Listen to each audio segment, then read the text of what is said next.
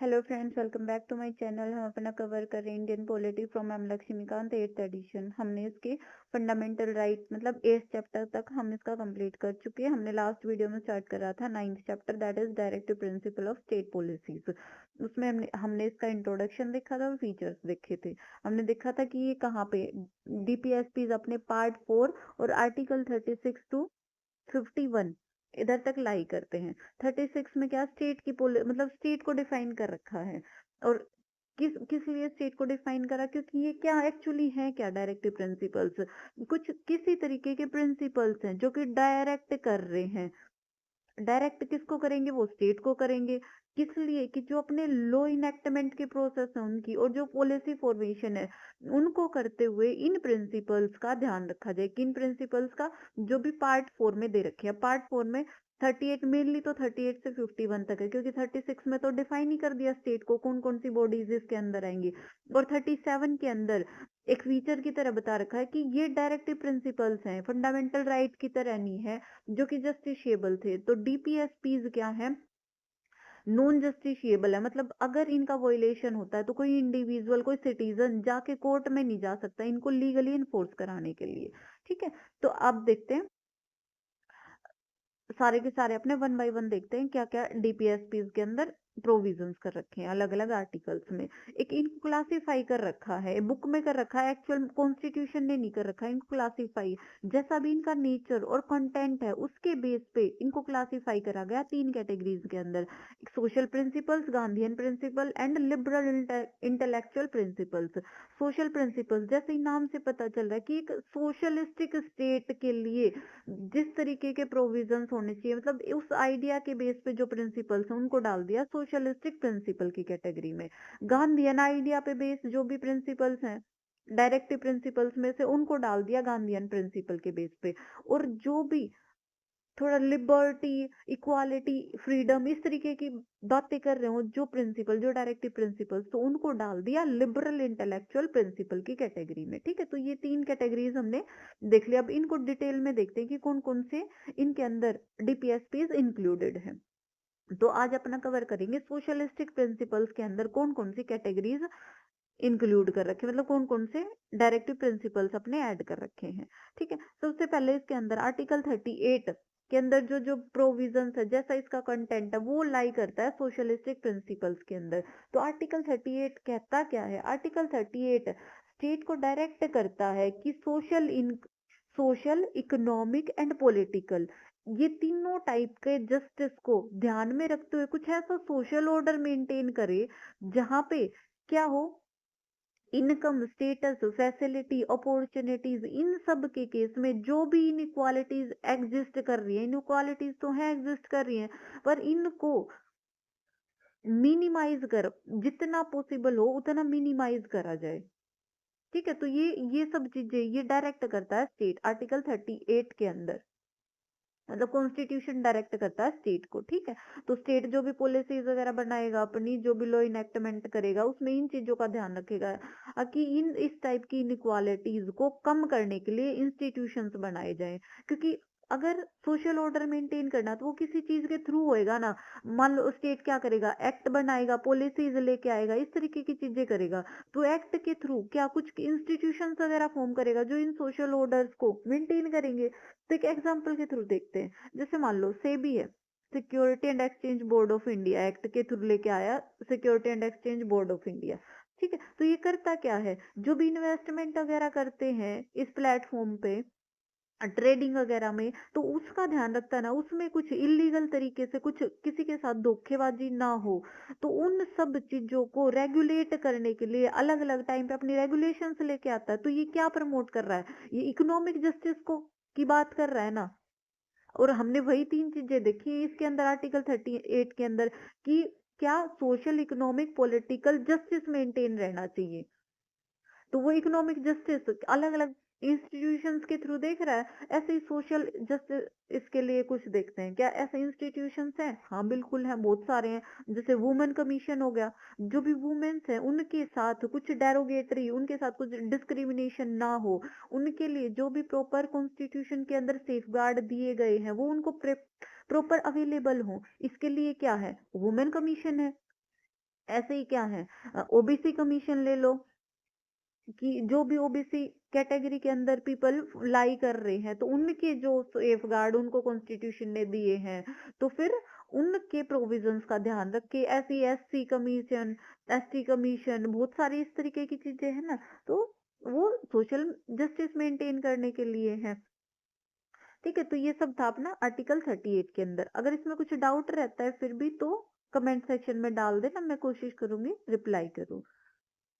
और फ्रेंड्स, अगर आपको मेरी वीडियोस हेल्पफुल लग रही हैं तो प्लीज इनको लाइक शेयर जरूर करें, और चैनल सब्सक्राइब नहीं करा है तो चैनल सब्सक्राइब जरूर कर ले। ठीक है, तो आगे देखते हैं अपना आर्टिकल 39 क्या कहता है। आर्टिकल 39 भी इसी के अंदर लाई कर रहा है, सोशलिस्टिक प्रिंसिपल्स के अंदर, क्योंकि सोशलिस्टिक प्रिंसिपल्स कुछ ऐसा फ्रेमवर्क लेके आते कि डेमोक्रेटिक सोशलिस्टिक स्टेट बने। तो आर्टिकल 39 में कई सारे प्रोविजंस है कई सारी चीजों को लेके, पर वो सारी इसी तरीके की लोगों की, सिटीजन्स की वेलफेयर का ध्यान रखा जाए। जैसे उसके अंदर प्रोविजन है लाइवलीहुड को लेके, कि इस right to adequate means of livelihood for all citizens. दो चीजें हैं इसमें, कि एक तो proper means of livelihood provide कराने की कोशिश करी जाए, ये स्टेट को डायरेक्ट करता है आर्टिकल 39। और दूसरा फॉर ऑल सिटीजन्स कह रहा है ना, मतलब मैन और वुमेन दोनों को इंक्लूड कर रहा है, मतलब एक इक्वल प्लेटफॉर्म भी लेके आ रहा है उनके लिए। कोई डिस्टिंक्शन नहीं रख रहा कि जितने मीन्स ऑफ लाइवलीहुड हैं उनको एडिकेट तरीके से दिया जाए सभी सिटीजन्स को, चाहे वो मैन हो या फिर वुमेन हो। और प्रोविजन है इसके अंदर आर्टिकल 39 के अंदर ही, 39 बी बोल सकते हैं हम उसको, कि जितने भी कंट्री के अंदर रिसोर्सेज हैं उनको कॉमन गुड के लिए कम्युनिटी में यूज करना चाहिए, मतलब सबकी भलाई के लिए रिसोर्सेज को इस तरीके से यूज करो कि उससे मैक्सिमम वेलफेयर सभी इंडिविजुअल्स का हो पाए। ठीक है, आर्टिकल 39 सी के अंदर प्रोविजन कर रखा है कि जो कंसंट्रेशन ऑफ वेल्थ है उस चीज को रोका जाए। यूं ना हो कि जितनी भी वेल्थ है, मीन्स ऑफ प्रोडक्शन है, वो कुछ फ्यू इंडिविजुअल्स के अंडर आ जाए, तो उनको इस तरीके से डिस्ट्रीब्यूट करो कि पूरी सोसाइटी के अंदर, पूरी कंट्री के अंदर उसका बेनिफिट लिया जा सके। ठीक है, आगे article 39 D, just a minute. Article 39 D बोल सकते हैं। ठीक है, उसके अंदर क्या प्रोविजन है, उसमें है कि अगर सेम वर्क है तो उस सेम काम के लिए जो मैन को सैलरी मिल रही है वही वुमेन को मिलनी चाहिए। मतलब मान लो कोई टीचर है 10th क्लास को टीच करा रहा है, तो जितनी सैलरी किसी एक मैन टीचर को मिल रही है उतनी ही सैलरी मिले किसको, एक वुमेन टीचर को भी। ठीक है, तो ये आर्टिकल, ये प्रोविजन है आर्टिकल 39 डी के अंदर। 39 ई के अंदर क्या प्रोविजन है, ई उसके अंदर बोल रहा है कि preservation of health and strength of worker and childrens against forcible abuse. मतलब जो भी, यूं नहीं है कि फोर्सफुली किसी से कुछ भी काम करा लिया, तो इसके साथ साथ चिल्ड्रंस और जो भी वर्कर हैं उनकी हेल्थ का भी ध्यान रखा जाए। आर्टिकल 39 एफ, एफ के अंदर बोलता है कि अपॉर्चुनिटीज, एक हेल्दी डेवलपमेंट के लिए, एक हेल्दी डेवलपमेंट की अपॉर्चुनिटीज मिलनी चाहिए सभी की सभी चिल्ड्रंस को, और उनका जो भी चाइल्डहुड है उसको प्रोटेक्ट करा जाए अगेंस्ट किसी भी टाइप के एक्सप्लॉइटेशन के। देख, चिल्ड्रंस हैं क्या एक कंट्री के लिए क्या बेस की तरह है, कल का फ्यूचर है, तो अगर उनकी हेल्थ कॉम्प्रोमाइज होती है तो कंट्री के लिए क्या बेनिफिशियल नहीं है, एक तो एक गलत सिचुएशन है। तो इस चीज को हैंडल करने के लिए क्या आर्टिकल 39 एफ के अंदर प्रोविजन है। तो ये था अपना आर्टिकल 39। बट इसके साथ साथ जो कॉन्स्टिट्यूशन बना उस टाइम पे प्रोविजन नहीं था, पर बाद में प्रोविजन डाला गया एक, कि लीगल तरीके से एक इक्वल जस्टिस के दायरे को देखते हुए सबको फ्री लीगल एड दी जाए, क्योंकि ये जरूरी नहीं है कि हर इंसान जाके लीगल एड अफोर्ड कर पाए, तो वो पुअर्स हैं उनकी उनकी कंडीशन का ध्यान रखते हुए ये आर्टिकल 39 ए, जो कि अमेंडमेंट के थ्रू डाला गया, किस अमेंडमेंट के थ्रू डाला गया, ये डाला गया था 42nd second constitutional amendment act of 1946 के अंदर, कि जो भी पुअर्स हैं उनके लिए भी इक्वल जस्टिस, उनको इक्वल जस्टिस मिल पाए, इसके लिए प्रोविजन करा गया कि उनको फ्री लीगल एड प्रोवाइड कराई जाए। तो ये प्रोविजन आर्टिकल 39 ए के अंदर। आगे जो 41 डी आर्टिकल 41 है डीपीएसपीज में, उसका भी कंटेंट कुछ इसी तरीके का कि सोशलिस्टिक स्टेट बनाना चाहता है, एक सोशलिस्टिक आइडियाज पे प्रिंसिपल पे बेस है। तो 41 कहता क्या है, आर्टिकल 41 बात करता है right to work, to educate and to public assistance in case of unemployment, old age, sickness and disablement. मतलब ये सारी कंडीशंस है, अगर कोई अनएम्प्लॉयड है, ओल्ड एज है, कोई सिक है, कोई डिसेबल है, तो फिर उनकी इन सिचुएशन के अंदर उनको पब्लिक असिस्टेंस दी जाए। तो ये सब बात करता है आर्टिकल 41। आर्टिकल 42 कहता है कि इस तरीके के प्रोविजंस बनाने चाहिए स्टेट को जो कि क्या इंश्योर करे, humanistic conditions of work and maternity relief मिलना चाहिए। इस तरीके की बातें करता है आर्टिकल 42। अपना 43 के अंदर प्रोविजन है कि स्टेट को कुछ इस तरीके के प्रोविजन करने चाहिए कि एटलीस्ट वो सिक्योर कर पाए सिटीजन्स के लिए एक लिविंग वेज, एक डिसेंट स्टैंडर्ड ऑफ लाइफ उनको मिल पाए, एक सोशल एंड कल्चरल अपॉर्चुनिटीज मिले सभी के सभी वर्कर्स को। ये आर्टिकल दे रखा है, ये प्रोविजन है 43 के अंदर।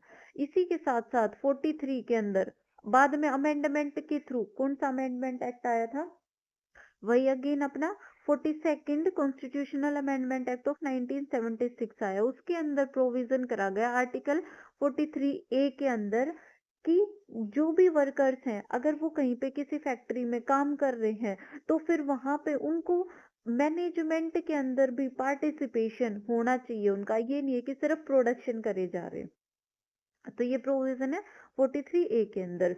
और एक आर्टिकल 47 भी सोशलिस्टिक प्रिंसिपल के अंदर ही आता है। उसके अंदर बात करी गई है कि level of nutrition and standard of living of people को इंक्रीज करा जाए और पब्लिक हेल्थ को इम्प्रूव करा जाए। तो ये सब बातें रखी गई है आर्टिकल 47 के अंदर। तो अपना सोशलिस्टिक प्रिंसिपल्स के अंदर जो जो आर्टिकल्स थे वो अपने कवर हो चुके हैं। हमने देखा आर्टिकल 38 जो की बात कर रहा था social, economic and political justice के लिए कुछ सोशल ऑर्डर मेंटेन करने हैं स्टेट को। आर्टिकल 39 के अंदर कई सारे प्रोविजन थे कि एडिकेट मींस ऑफ लाइवलीहुड होने चाहिए, एडिकेट मतलब जो भी कंट्री के रिसोर्सेज है उनको सबकी भलाई के लिए यूज करना चाहिए, prevention of concentration of wealth होना चाहिए, और इक्वल पे है तो इक्वल वर्क है तो उसके लिए इक्वल पे होना चाहिए। तो इस तरीके की चीजें आर्टिकल 39 में देखी। आर्टिकल 39A के अंदर देखा था कि फ्री लीगल एड, जो कि लीगल प्रोसीजर को उनकी फीस को अफोर्ड नहीं कर पाते तो उनको फ्री लीगल एड मिले। ऐसे ही 41 के अंदर कुछ केसेस में जैसे अनएम्प्लॉयड का केस था, ओल्ड एज, सिकनेस, इस तरीके की चीजें थी, उनके केस में पब्लिक असिस्टेंस दी जाए। 42 कि मैटरनिटी रिलीफ के रिलेटेड बात करता है, एक ह्यूमनिस्टिक कंडीशंस ऑफ वर्क के रिलेटेड बात करता है। 43 एक लिविंग वेज या फिर एक decent standard of life and social and cultural opportunities for worker के लिए बात करता है। ऐसे 40 आर्टिकल 43A किसके लिए कि वर्कर्स का पार्टिसिपेशन हो मैनेजमेंट के अंदर, इसके बारे में बात करता है। और 47 में हमने देखा कुछ न्यूट्रिशन से रिलेटेड या फिर मतलब पब्लिक हेल्थ को किसी तरीके से इम्प्रूव करने की कोशिश करी जाए। ये सब डायरेक्शंस देते हैं सोशलिस्टिक प्रिंसिपल्स। तो इनके अंदर कोई डाउट हो तो कमेंट सेक्शन में डाल देना। कल की वीडियो में हम कवर करेंगे गांधीयन प्रिंसिपल्स के अंदर कौन कौन से अपने डीपीएसपीज आते हैं। और वीडियोस अगर अच्छी लग रही है तो लाइक शेयर जरूर करें और चैनल को सब्सक्राइब करें।